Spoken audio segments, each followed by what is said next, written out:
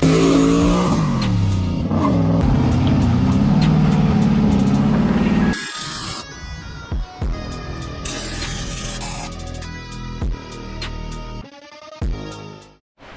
up, guys?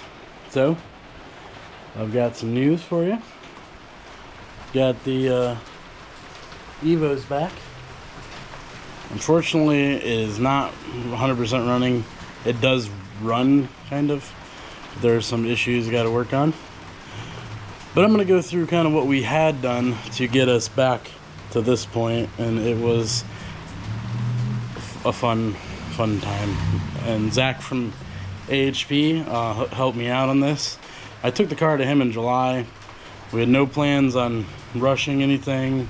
He's got other customers, and told him just, you know, work on it as you can, not a rush, whatever. And that's what we did. Somewhere in there he swapped shops, but we did go through and change a couple things while it was at his place. Hold on, I'm popping the hood.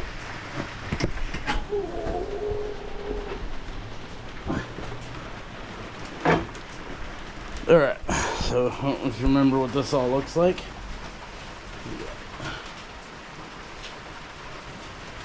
So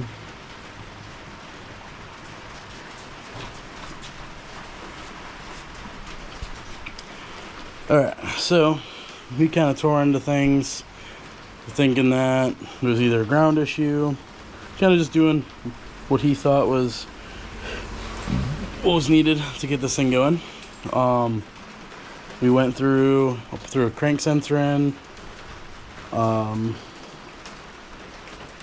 just working on spark and stuff. What else? So all the things that we did to finish it, let's just do that. We to get it back to going. We're not 100% sure which one of these things got it to this point in the end, because they all kind of contributed. So it got a brand new engine harness. In the process of having it running, the fuel pressure regulator was acting funny. So it's got a new regulator, or a borrowed one from Austin. Over there, hangs out at AHP also. We've got the injectors got cleaned. Took them 5 times to get them cleaned out. There's a bunch of stuff in them. And mind you, if you don't know much about this car, it's only got about 200 miles on it. 2 decent track days. He said it looked like there was sand or grit in it. At the time when I built this car, it had all braided lines, but non-PTFE. So I went back and did all PTFE, front to rear, just dash 6 stuff. We had it running. I tried to drive it home, but it kind of got going and then just fell on its face. So I ended up trailering it home. Found out that my thermostat housing cracked right there. I drained all the water out of this because most tracks don't allow you to have coolant anyway. But I drained all the water out and never put anything back in it because it wasn't running. Well, there must have been just enough water in there that it froze and expanded and cracked the housing. Not a big deal. Got a new one of those. New plugs in it. New crank sensor. New cam sensor.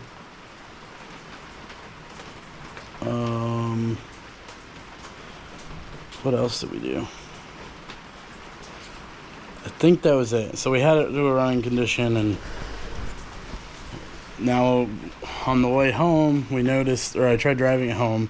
So the way the fuel system was set up on this is it had a primary tank, primary fuel pump, a 380 liter AEM, which, if you're doing some research, was not enough to sustain this car at watt anyway. But so that filled the surge tank, and the surge tank had 2 400 liter per hour pumps in it, and then those 2 fed the engine. Well, basically what was happening is that primary pump was cavitating after about 10 minutes of running, and it would start falling off, but there was no fuel pressure gauge from there to the surge tank to be able to see that drop off. And when I broke down, we popped the fuel line off, and we noticed that the fuel was really warm. And so it's where I'm at today. I decided I was going to bring the car home. Zach's got a lot going on over there. I think he's doing 3 sets of timing gears or oil pump gears and timing gears on some Gen 2 3 cars. I'm not sure which ones they are, but so he's busy. I don't want to be in his way. Awesome dude. Appreciate everything he did for me. We got him a shirt. Can't really see the back, but it's got the Evo on it. So took one of those over to him today. But yeah, so we'll get to repping him eventually once we get this thing really going. So we'll get on to the back here and I'll show you what I've been up to. I had a lot of that interior put back together, but now that we're kind of back in a construction mode, I might rip the dash out and do some correcting of things I did 4 years ago that it works, but there still is a lot of stock wiring that doesn't go to anything under the dash that we could get rid of, and maybe even get rid of a fuse box, because right now it has the Evo bay harness distribution fuse block, and under the dash fuse block, and it also has the Ford control pack fuse block.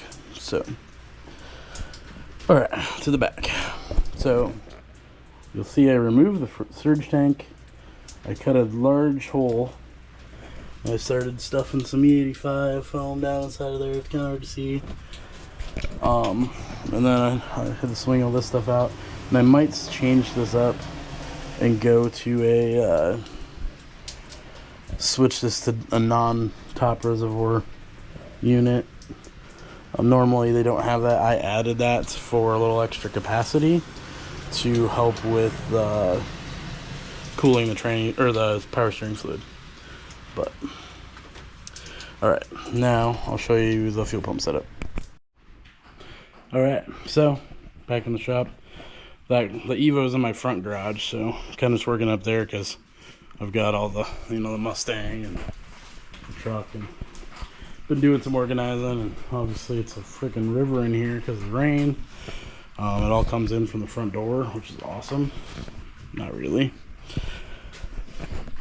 So if you have any ideas on how to fix that, it's got a brand new seal on it.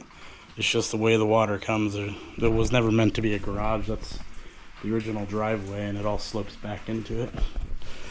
But anyway, so I cut up my surge tank, and I built this little, made this, wasn't really built, I just trimmed it down to hold the pumps from squeezing apart.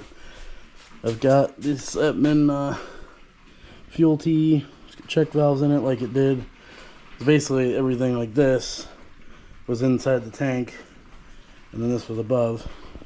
Basically made a bulkhead fitting, come out the top, -6, fresh wiring, a little heat shrunk, and then instead of using some strainers, I'm going to use these 100 micron Evo Energy filters.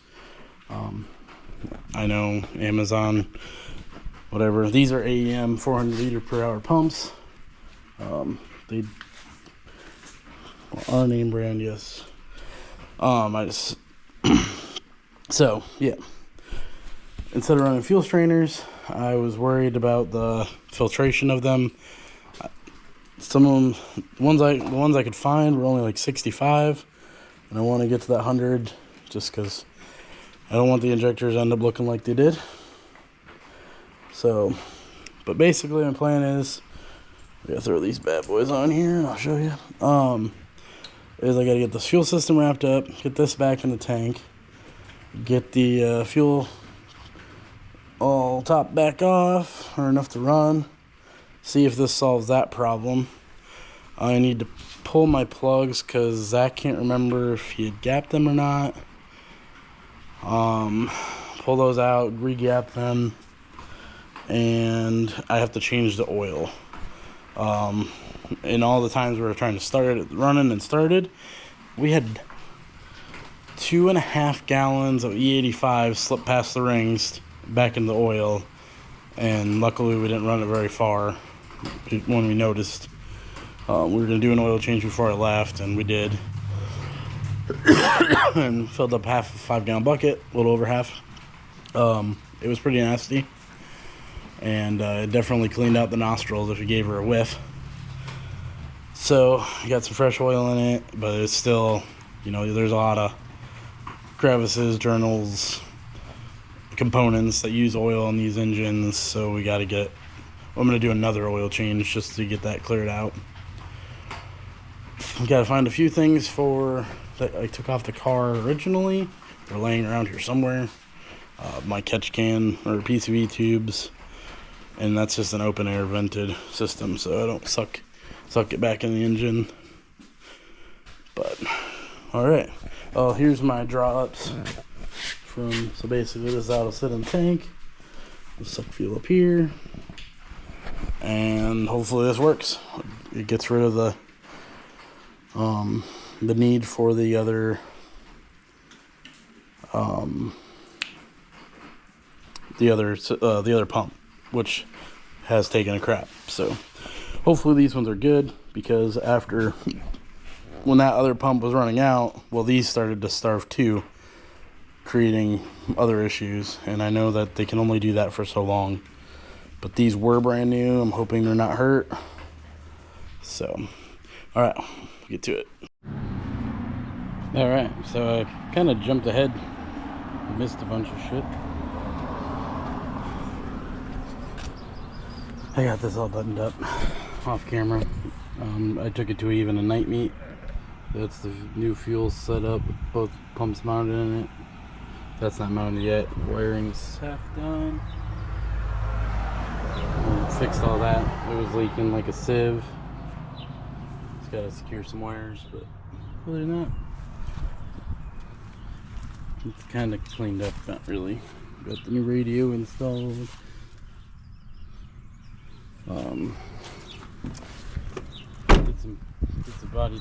Did some damage.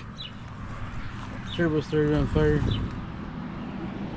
Oil line was leaking, so we replaced that. But yep. So it made it out to a night meet. Pretty cool.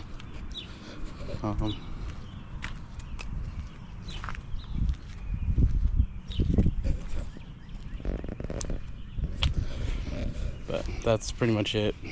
There's gonna be more going on with that. I just gotta sort a couple issues. It seems like we're getting a little bit of some crazy EGTs going on. I don't know if these injectors are starting to plug up.